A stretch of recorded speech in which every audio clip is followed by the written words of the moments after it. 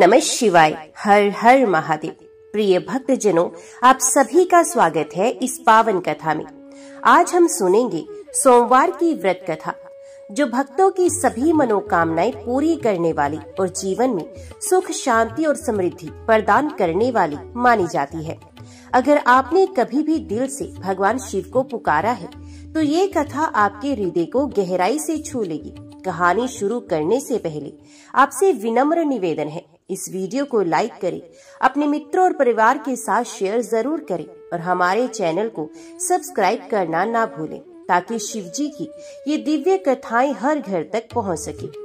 तो आइए भावनाओं से भरे मन और श्रद्धा से जुड़े दिल के साथ शुरू करते हैं सोमवार व्रत कथा की ये अद्भुत यात्रा।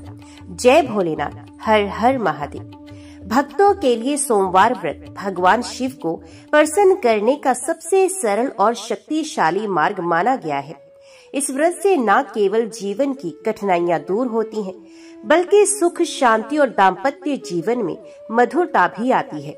ये कथा केवल एक घटना नहीं, बल्कि एक दिव्य अनुभव है, जो भक्त और भगवान के बीच अटूट प्रेम का प्रमाण है। बहुत समय पहले की बात है।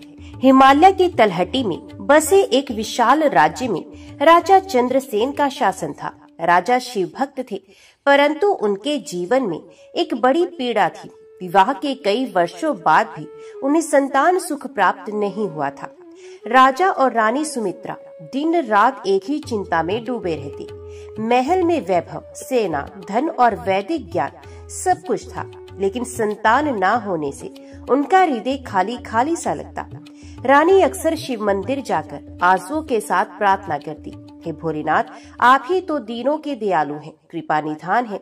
यदि आपकी कृपा ना हो तो इस जीवन का क्या अर्थ है। राजा भी प्रतिदिन महादेव के मंदिर में जाकर जल अभिषेक करते, लेकिन वर्ष दर वर्ष बीतते गए और उनके जीवन में कोई परिवर्तन नहीं हुआ। एक दिन राज्य में एक महान तपस्वी महात्मा पधारे। उनके शरीर पर भस्म लगी थी, गले में रुद्राक्ष की माला और हाथ में कमंडल था। वे सीधे राजा के महल में पहुंचे। राजा ने उन्हें प्रणाम कर आदर सहित आसन दिया और उनके चरण धोकर पूजा की। फिर विनम्र भाव से बोले, गुरुदेव, मेरे पास सब कुछ है, लेकिन मेरे जीवन की सबसे बड़ी कमी ये है कि मुझे संतान सुख प्राप्त नहीं हुआ। कृपया कर मुझे कोई उपाय बताइए। महात्मा मुस्कुराए और कहने लगे, राजन, आपकी व्यथा मैं जानता हूँ। इसका समाधान है, आप और रानी श्रद्धा पूर्वक सोमवार का व्रत करें। इस व्रत में सोमवार के दिन उपवास रखकर भगवान शिव का जल, बेल पत्र, अक्षत, धूप, दीप और भस्म से पूजन करना चाहिए। इस व्रत की कथा सुनना और भगवान शिव पार्वती की आराधना करना अनिवार्य है। जो भक्त पूरे मन से ये व्रत करता है, उसकी सभी मनोकामनाएं पूर्ण होती हैं। राजा और रानी ने उसी समय निश्चय किया कि वे अगले सोमवार से व्रत आरंभ करेंगे। अगले सोमवार को दोनों ने स्नान कर स्वच्छ वस्त्र धारण किए और व्रत का संकल्प लिया। महल के भीतर बने विशाल शिव मंदिर को सजाया गया। रानी ने बेलपत्र, धतूरा, फूल और फल चढ़ाए। राजा ने शिवलिंग का अभिषेक कर शिव मंत्रों का जाप किया। पूजा के पश्चात उन्होंने महात्मा द्वारा बताई गई सोमवार व्रत कथा सुनी।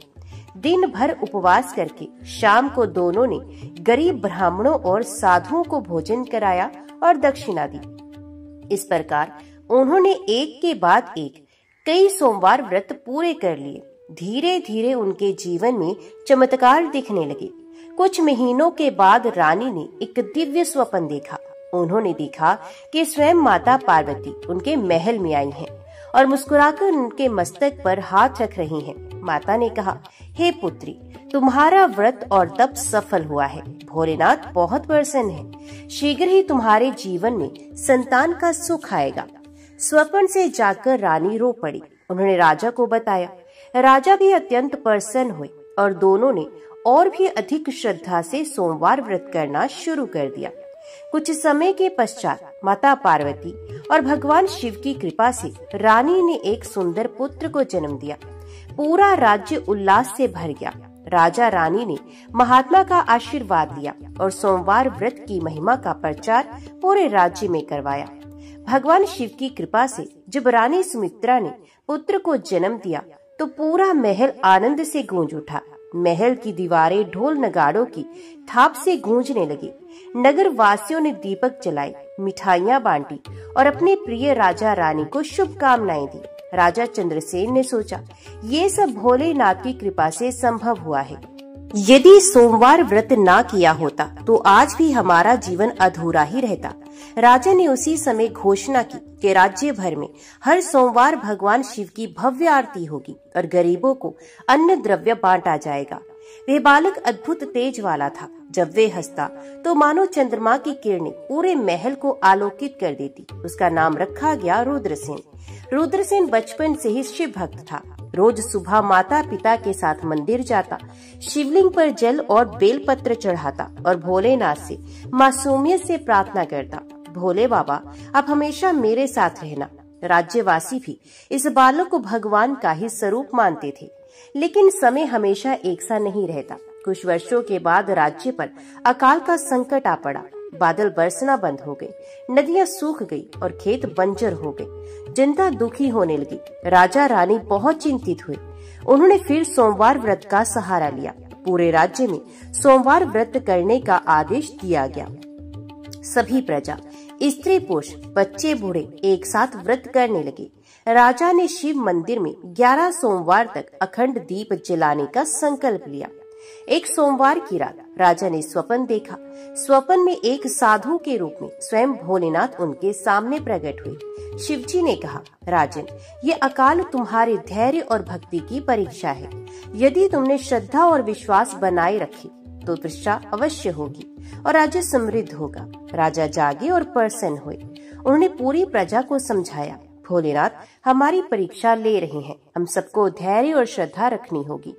11वें सोमवार के दिन जब राजा ने शिवलिंग पर गंगा जल चढ़ाया और बेलपत्र अर्पित किए, तभी आसमान में बादल घिर आए। कुछ ही क्षणों में तेज वर्षा होने लगी। सूखे खेत हरे हो गए, नदियां भर गई और पूरा राज्य खुशी से झूम गया।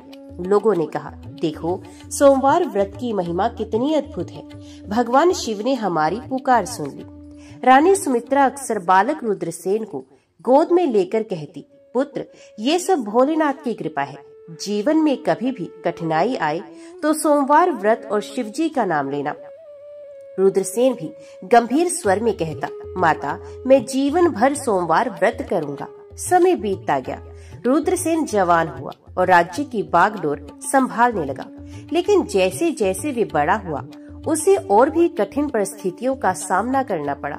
शत्रु राजाओं का आक्रमण, बीमारी का संकट और परिवार में मतभेद। लेकिन हर बार सोमवार व्रत और भगवान शिव की कृपा से सभी संकट टलते गए। बालक रुद्रसेन जब युवावस्था में पहुंचा तो उसकी वीरता, बुद्धिमत्ता और दया से पूरा राज्य प्रभावित था। वे प्रजा का ख्याल रखता, गरीबों की मदद करता और हमेशा शिव मंदिर में जाकर भोलेनाथ से मार्गदर्शन मांगता। रानी सुमित्रा अब वृद्ध हो चुकी थी। वे अक्सर पुत्र से कहती, बेटा, हमने जीवन में सोमवार व्रत की महिमा से सब कुछ पाया है, तू भी इसे कभी मत छोड़ना। यही तेरी ढाल बनेगा, यही तेरा संबल बनेगा। रुद्रसेन ने माता के शब्द हृदय में अंकित कर लिए। एक दिन पड़ोसी राज्य का राजा दुर्जन सिंह चंद्रसेन के राज्य पर चढ़ाया। उसकी सेना विशाल और शक्तिशाली थी। चारों ओर युद्ध का माहौल बन गया। रुद्रसेन ने पिता से कहा, पिताजी, आप निश्चिंत रहें, मैं सोमवार व्रत का पालन करूंगा और शिवजी की शरण लेकर उस युद्ध में उतरूंगा। विजय अवश्य हमारी होगी। युद्ध से एक रात पहले उसने उपवास किया, शिवलिंग पर जल चढ़ाया और विनम्र स्वर में प्रार्थना की, हे भोलेनाथ, यदि मेरी भक्ति सच्ची है तो मुझे और मेरी प्रजा को सुरक्षित रखना। अगले दिन युद्ध आरंभ हुआ। दुर्जन सिंह की सेना बहुत बड़ी थी। रुद्रसेन और उसकी सेना वीरता से लड़ी, लेकिन धीरे धीरे वे थकने लगे। राज्य की प्रजा घबराने लगी। हे भोलेनाथ, अब हमारी रक्षा कौन करेगा? तभी अचानक आकाश में तेज प्रकाश फैला। ऐसा लगा मानो स्वयं महादेव ने अपनी छाया से रणभूमि को ढक लिया हो। वहां उपस्थित सभी सैनिकों ने देखा कि एक दिव्य स्वरूप त्रिशूलधारी, जटाजूटधारी, गले में नाग और मस्तक पर चंद्रमा धारण किए प्रकट हुए। वे स्वयं भगवान महादेव थे। उन्होंने रुद्रसेन से कहा, पुत्र, तेरी भक्ति और सोमवार व्रत ने मुझे यहाँ बुला लिया है। भय मत कर, विजय तेरी होगी। जैसे ही शिवजी ने त्रिशूल आकाश में उठाया, दुर्जन सिंह की सेना भयभीत होकर भागने लगी। कुछ ही समय में युद्ध समाप्त हो गया और विजय रुद्रसेन की हो गई। युद्ध समाप्त होने के बाद रुद्रसेन मंदिर में गया। उसने शिवलिंग पर आंसुओं के साथ बेल पत्र चढ़ाए और कहा, भोलेनाथ, ये जीवन भी आपका है, ये विजय भी आपकी है। यदि सोमवार व्रत ना होता तो आज मैं और मेरा राज्य विनाश हो चुका होता। उसके आंसू बेलपत्र पर गिर पड़े और शिवलिंग से मानो दिव्य आभा निकलने लगी। पूरा मंदिर हर हर महादेव के जयकारों से गूंज उठा। जब वृद्ध रानी सुमित्रा ने ये समाचार सुना तो वे रो पड़ी। उन्होंने पुत्र को गले लगाकर कहा, बेटा, तेरी विजय ने सिद्ध कर दिया कि सोमवार व्रत से असंभव भी संभव हो जाता है। भोलेनाथ की कृपा सदा तुझ पर बनी रहे। संपूर्ण राज्य ने इस विजय को केवल रुद्रसेन की ही नहीं, बल्कि सोमवार व्रत और भगवान शिव की कृपा की विजय माना। तभी से राज्य के प्रत्येक नागरिक ने सोमवार व्रत करना आरंभ कर दिया। युद्ध में विजय प्राप्त करने के बाद रुद्रसेन का यश चारों दिशाओं में फैल गया। पड़ोसी राज्यों के राजा भी उसकी वीरता और शिव भक्ति के प्रशंसक बन गए। समय आया जब चंद्रसेन और रानी सुमित्रा ने पुत्र के विवाह के बारे में सोचना शुरू कर दिया।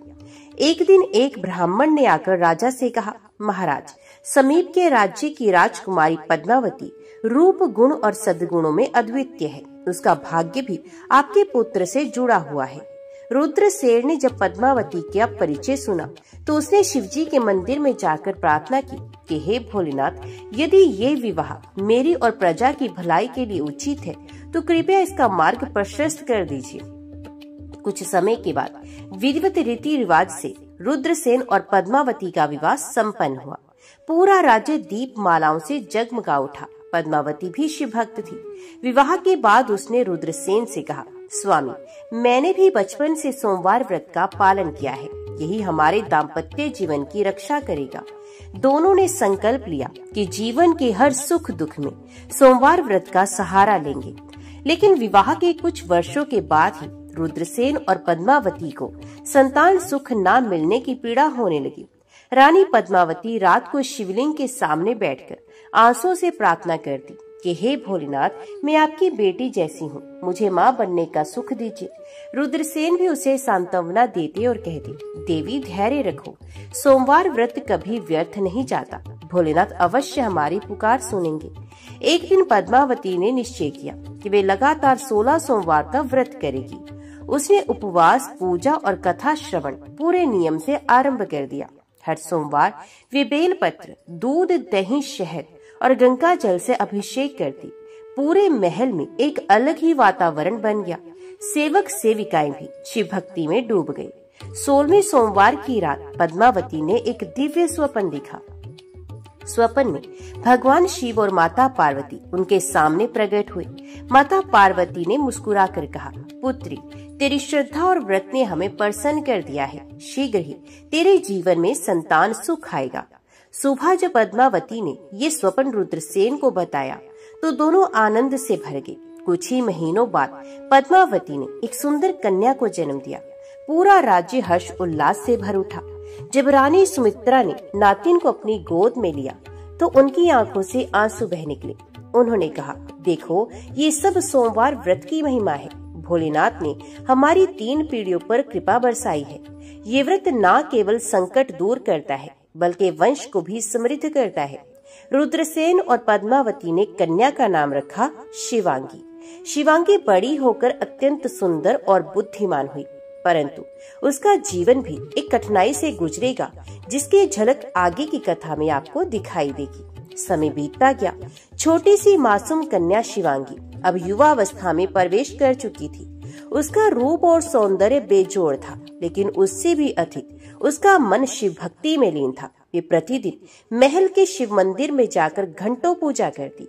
कभी कभी तो वे बेलपत्र चुनते हुए गुनगुनाती, भोले बाबा, आप मेरे रक्षक हैं, मेरे पिता समान हैं। मुझे जीवन में कभी अकेला मत छोड़ना।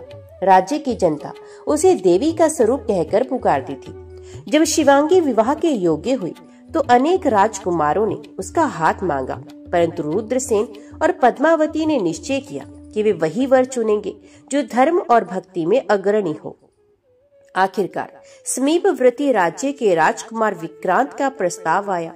वे साहसी, न्यायप्रिय और शिव भक्त था। राजा चंद्रसेन और रानी पद्मावती ने प्रसन्न होकर विवाह स्वीकार किया। विवाह का दिन निश्चित हुआ। पूरे राज्य में हर्ष की लहर दौड़ गई। विवाह से कुछ ही दिन पहले एक भयंकर घटना घटी। राज्य के दुश्मन, जो पहले कई बार हार चुके थे, इस अवसर का लाभ उठाना चाहते थे। उन्होंने विक्रांत को मारने की योजना बनाई ताकि विवाह टूट जाए और राज्य में अशांति फैल जाए।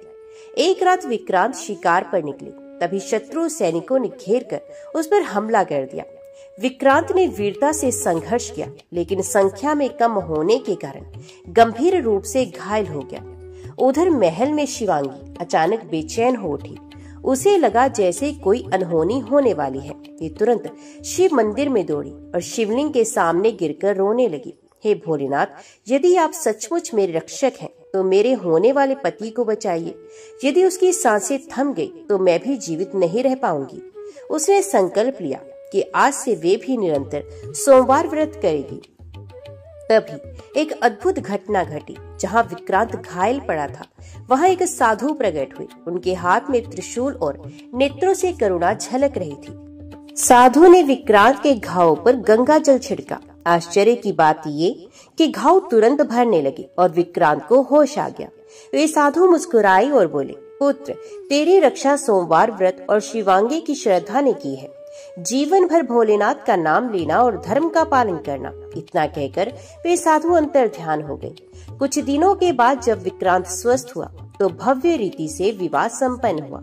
शिवांगी ने आंसुओं के साथ शिवलिंग पर बेलपत्र चढ़ाया और कहा, भोलेनाथ, आपने मेरी प्रार्थना सुन ली। मैं सदा सोमवार व्रत का पालन करूंगी।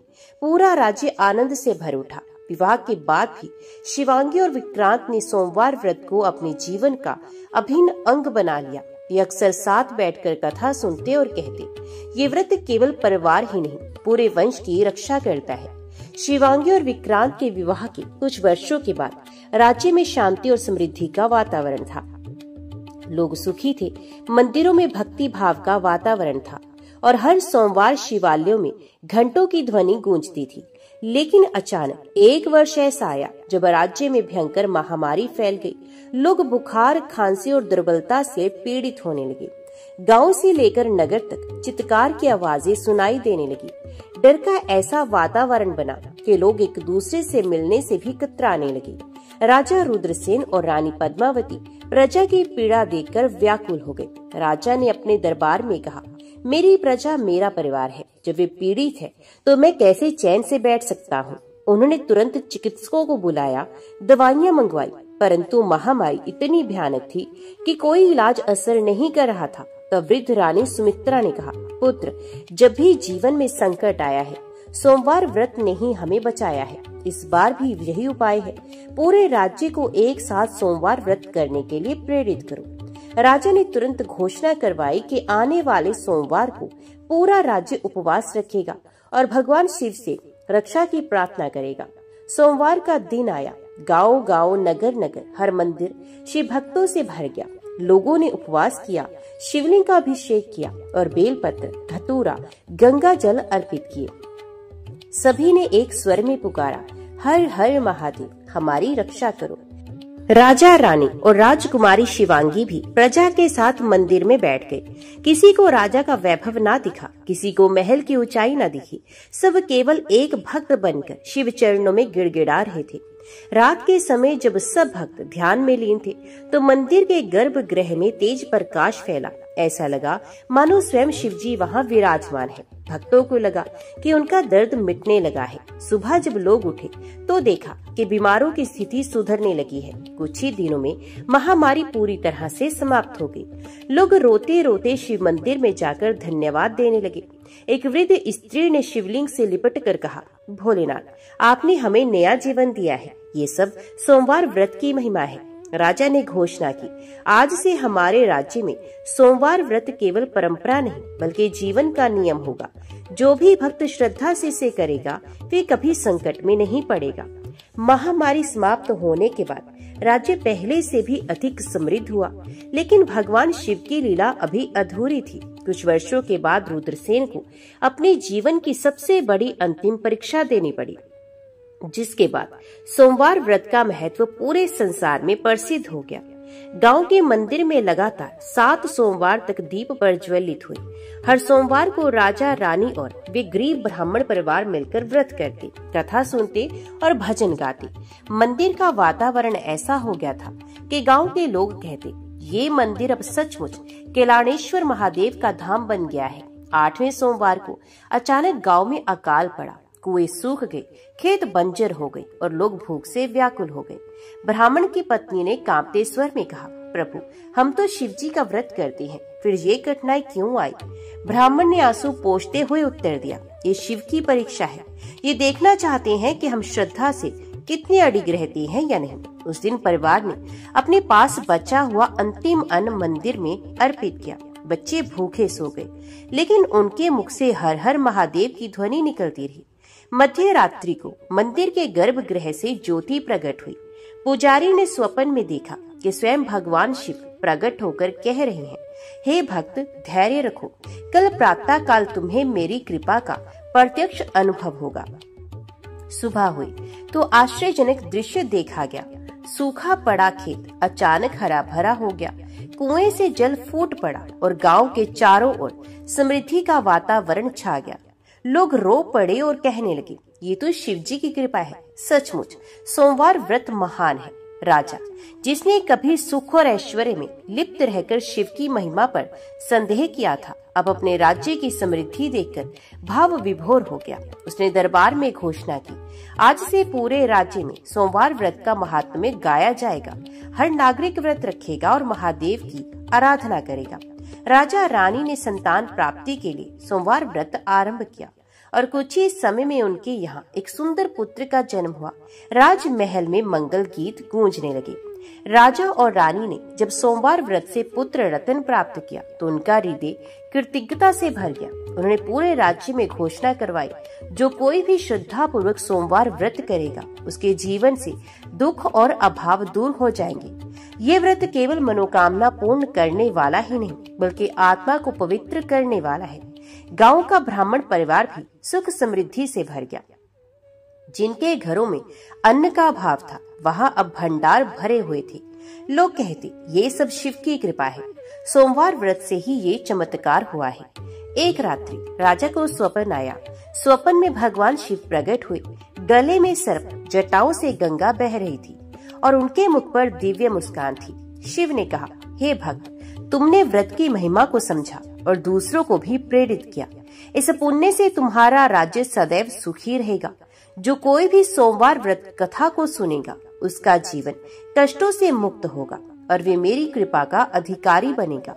राजा ने हाथ जोड़कर कहा, हे भोलेनाथ, आपकी महिमा अपार है। हम तो केवल आपके चरणों के सेवक हैं। उस दिन से सोमवार व्रत कथा का महत्व पूरे राज्य और फिर देश भर में फैल गया। लोगों ने अनुभव किया कि जिसने संतान की कामना से व्रत किया, उसे संतान मिली। जिसने धन समृद्धि की इच्छा की, उसका घर अन्न और वैभव से भर गया। जिसने केवल भक्ति भाव से व्रत किया, उसके हृदय में शांति और आनंद का संचार हुआ। सभी ने एक स्वर में कहा, सोमवार व्रत महान है। शिव की कृपा अपरंपार है। गांव, नगर, राज्य, हर जगह हर हर महादेव की गूंज होने लगी। ओम नमः शिवाय। हर हर महादेव। प्रिय भक्तजनों, अब हम सुनेंगे सोमवार व्रत की एक और दिव्य और अद्भुत कथा। ये कथा केवल पूजा पाठ तक सीमित नहीं, बल्कि एक राजा और रानी के जीवन से जुड़ी सच्ची भावनाओं और भगवान शिव की कृपा का अनमोल उदाहरण है। कहानी इतनी अद्भुत है कि इसे सुनते सुनते आपके हृदय में भी शिव भक्ति की ज्योति प्रज्वलित हो जाएगी। कथा आरंभ करने से पहले आपसे फिर से निवेदन है, इस वीडियो को लाइक करें, अपने मित्रों और परिवारजनों के साथ शेयर करें और चैनल को सब्सक्राइब करना ना भूलें, ताकि ऐसी पावन कथाएं हर घर तक पहुंच सके। तो चलिए आरंभ करते हैं सोमवार व्रत कथा की ये भावनात्मक यात्रा। प्राचीन समय की बात है। एक विशाल और समृद्ध राज्य था, जिसका राजा अत्यंत पराक्रमी, न्यायप्रिय और प्रजा का हितैषी था। रानी भी गुणों की खान थी। किंतु उनके जीवन में एक अभाव था, संतान सुख का। राजमहल में वैभव था, सोने चांदी के महल थे, हाथी घोड़े थे, संगीत और नृत्य की महफिलें थी, लेकिन रानी का हृदय खाली था। जब भी वे बच्चों को खेलते देखती, उसकी आंखों से आंसू बह निकलते। एक दिन रानी ने राजा से कहा, स्वामी, हमारे पास सब कुछ है पर संतान नहीं, ये जीवन अधूरा सा लगता है। राजा भी उदास स्वर में बोला, देवी, मैं भी यही सोचता हूँ। शायद ये हमारी किस्मत की कमी है, लेकिन हमें विश्वास है कि एक दिन महादेव हमारी झोली भर देंगे। इसी चिंता के बीच एक दिन राजमहल के द्वार पर एक वृद्ध संत आए। उनके माथे पर भस्म लगी थी, गले में रुद्राक्ष की माला थी और हाथ में डमरू। उनकी उपस्थिति से वातावरण पवित्र हो गया। राजा ने उनका सम्मान पूर्वक स्वागत किया और उनसे आशीर्वाद मांगा। संत ने गहरी मुस्कान के साथ कहा, राजन, तुम्हारा जीवन अधूरा नहीं रहेगा, तुम्हें संतान सुख अवश्य मिलेगा, लेकिन तुम्हें और रानी को सोमवार व्रत करना होगा। श्रद्धा और विश्वास के साथ यदि 16 सोमवार का व्रत करोगे तो शिव स्वयं तुम्हारी मनोकामना पूरी करेंगे। रानी ने तुरंत नतमस्तक होकर कहा, गुरुदेव, हमें व्रत की विधि बताएं। संत ने विस्तार से सोमवार व्रत की महिमा सुनाई और चले गए। अगले सोमवार से राजा और रानी ने व्रत शुरू किया। सुबह सुबह स्नान कर शिवलिंग पर गंगा जल, बेलपत्र, धतूरा और चंदन चढ़ाया। रानी ने हाथ जोड़कर कहा, हे भोलेनाथ, हम आपके शरणागत हैं, हमारी गोद भर दे, हमारा जीवन पूर्ण कर दे। महल का हर कक्ष शिव भक्ति से गूंज उठा। मंदिर में दीपक जलते, मंत्रों का उच्चारण होता और वातावरण शिव में हो जाता। पहले सोमवार को राजा और रानी ने उपवास किया।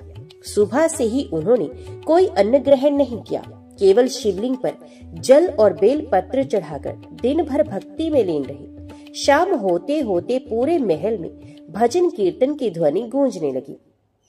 रानी ने आंसू भरी आंखों से प्रार्थना की कि हे भोलेनाथ, आप दीन दुखियों के सहारा हैं, कृपा करके हमारी मनोकामना पूरी कर दे। उस दिन रात को रानी को स्वप्न में भगवान शिव और माता पार्वती के दर्शन हुए। शिव ने मुस्कुराकर कहा, देवी, धैर्य रखो, तुम्हारी गोद अवश्य भरेगी, लेकिन तुम्हें अपनी श्रद्धा की परीक्षा देनी होगी। दूसरे सोमवार को एक बड़ी चुनौती आई।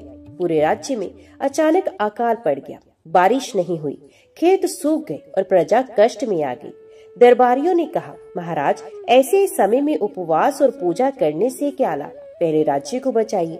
राजा ने गंभीर स्वर में उत्तर दिया, प्रजा की सेवा ही शिव की सेवा है, लेकिन हम सोमवार व्रत भी नहीं छोड़ेंगे, क्योंकि यही तो संकट से पार कराने वाला है। राजा ने अनाज के भंडार खोल दिए और प्रजा में बांट दिए। स्वयं और रानी केवल फल और जल पीकर रहे, लेकिन शिव पूजा करना नहीं छोड़ा। तीसरे सोमवार को रानी बीमार पड़ गई। महल में हाहाकार मच गया। वैद्य आए, उपचार हुआ, लेकिन रानी ने उपवास नहीं छोड़ा। कमजोर शरीर से भी उन्होंने शिवलिंग पर जल चढ़ाया और कहा, हे भोलेनाथ, चाहे मेरी देह नष्ट हो जाए, परंतु मैं आपका व्रत नहीं तोड़ूंगी। उसी रात रानी को फिर स्वप्न आया। शिव ने प्रसन्न होकर कहा, देवी, तुम्हारी भक्ति मुझे बहुत प्रिय है। तुम्हें और राजा को आगे और भी परीक्षाओं से गुजरना होगा, लेकिन अंत में तुम्हें संतान सुख अवश्य मिलेगा। राज्य के ही एक कोने में एक गरीब ब्राह्मण परिवार रहता था। पति पत्नी बड़े ही धर्मपरायण थे, किंतु उनकी स्थिति इतनी दयनीय थी कि घर में ना तो भोजन था न वस्त्र। फिर भी वे प्रतिदिन भगवान शिव का स्मरण करते और कहते, भोलेनाथ तो केवल भक्ति से प्रसन्न होते हैं, धन से नहीं। एक दिन ब्राह्मण की पत्नी ने कहा, स्वामी, मैंने सुना है कि सोमवार व्रत करने से सभी मनोकामनाएं पूर्ण होती हैं, क्यों ना हम भी ये व्रत करें। ब्राह्मण ने चिंता जताई, देवी, व्रत के लिए अर्पण चाहिए, पूजा सामग्री चाहिए, हमारे पास तो कुछ भी नहीं है। पति ने मुस्कुराकर उत्तर दिया, भक्त के लिए सबसे बड़ा अर्पण उसकी श्रद्धा है। चलिए हम केवल जल और बेल पत्र से ही भोलेनाथ की पूजा करें। सोमवार की सुबह दोनों ने पास की नदी से जल लाकर शिवलिंग पर चढ़ाया।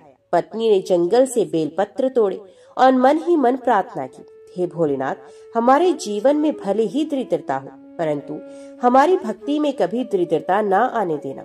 उस दिन घर में अन्न नहीं था, बच्चे भूखे सो गए। लेकिन रात को आश्चर्यजनक घटना हुई। घर के आंगन में अचानक एक थैली प्रकट हुई जिसमें अन्न और फल भरे थे। ब्राह्मण की आंखों से आंसू निकल पड़े। देवी, ये शिवजी का प्रसाद है। अगले सोमवार को राजा और रानी भी मंदिर में व्रत करने पहुंचे। वहां उन्होंने उस ब्राह्मण परिवार को देखा जो अत्यंत सादगी से पूजा कर रहा था। राजा ने उनसे पूछा, तुम्हारे पास तो कुछ नहीं, फिर भी तुम इतने आनंद से पूजा कैसे कर रहे हो? ब्राह्मण ने विनम्रता से उत्तर दिया, राजा, भक्ति के लिए धन की नहीं, भाव की आवश्यकता होती है। शिव तो मात्र श्रद्धा से ही प्रसन्न हो जाते हैं। राजा और रानी इस उत्तर को सुनकर भाव विभोर हो गए। उन्होंने सोचा, हमारे पास ऐश्वर्य है, फिर भी मन अधूरा है, और इनके पास कुछ नहीं, फिर भी ये इतने संतुष्ट हैं। यही सच्ची शिव भक्ति है। अब तक 4 सोमवार बीत चुके थे। राजा और रानी ब्राह्मण परिवार दोनों ही श्रद्धा से व्रत कर रहे थे, परंतु 5वें सोमवार से पहले पूरे राज्य में एक अजीब विपत्ति आ गई। अनाज के भंडार सूख गए, कुएं का जल कम हो गया और बीमारियां फैलने लगी।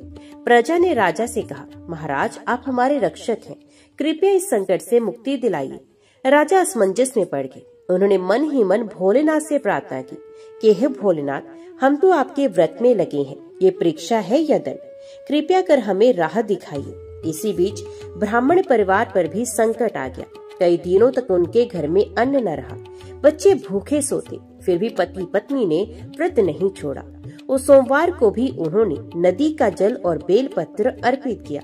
पत्नी ने रोते हुए कहा, भोलेनाथ, आज घर में कुछ भी नहीं है, लेकिन हम आपके चरणों में अपना विश्वास अर्पित करते हैं।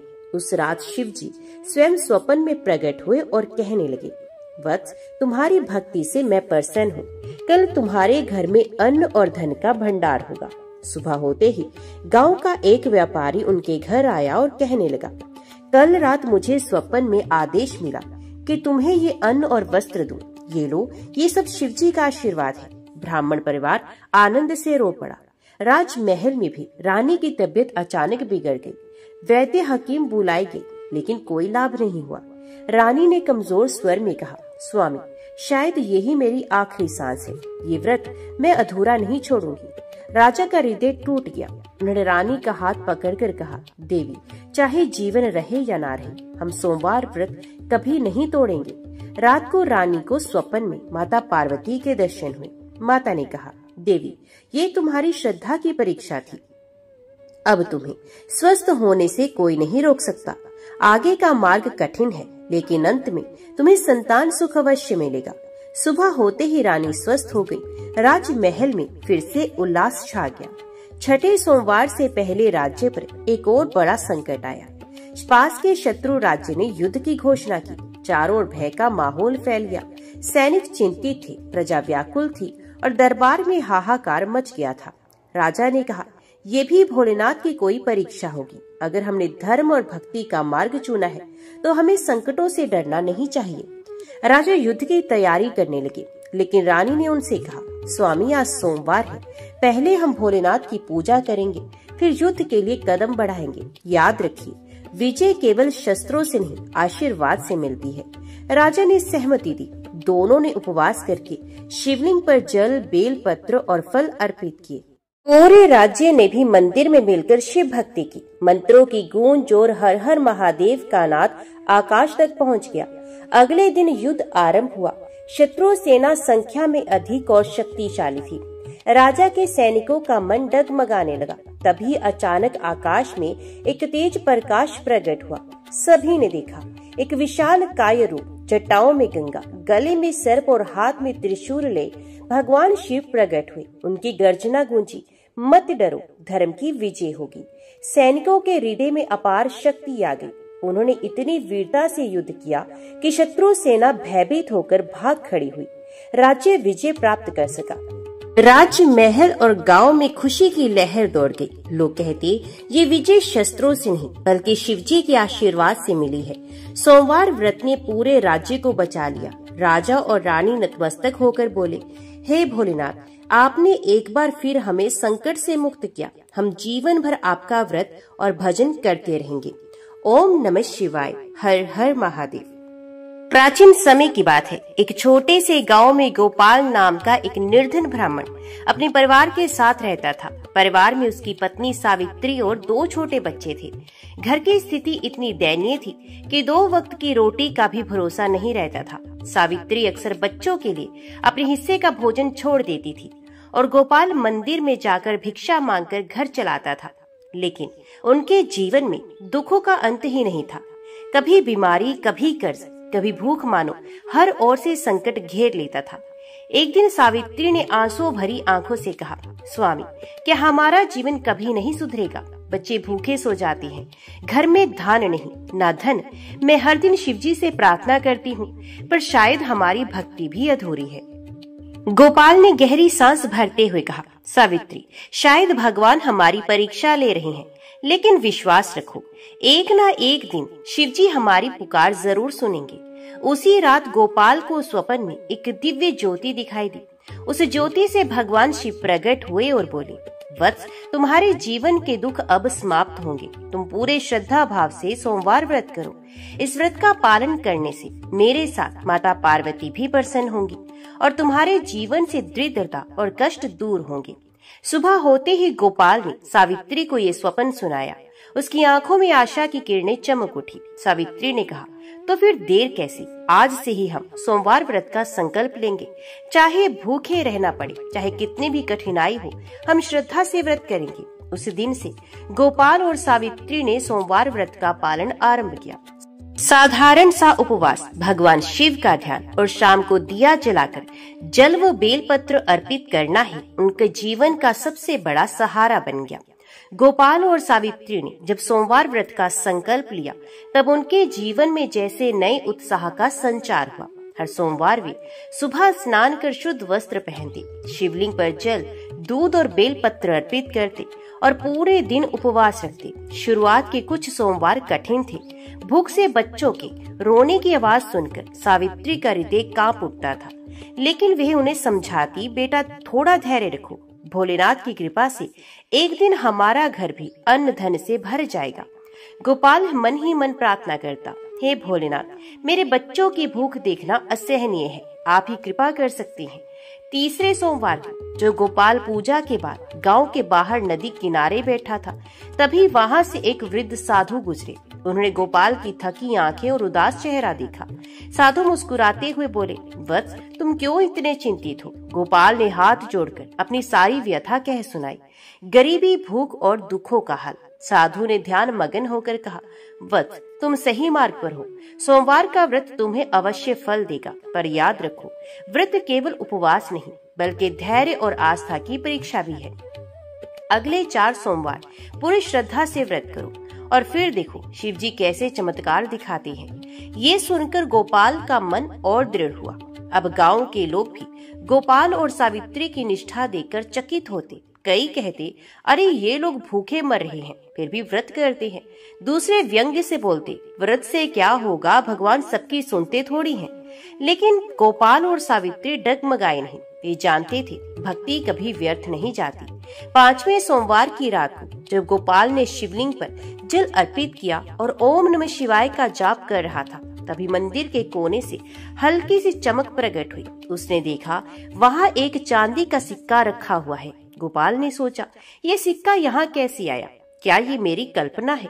सावित्री ने सिक्का उठाकर कहा, स्वामी, ये तो शिवजी का आशीर्वाद है। देखो, ये पहली निशानी है कि भगवान हमारी पुकार सुन रहे हैं। उस दिन पहली बार उन्होंने बच्चों को भरपेट भोजन कराया।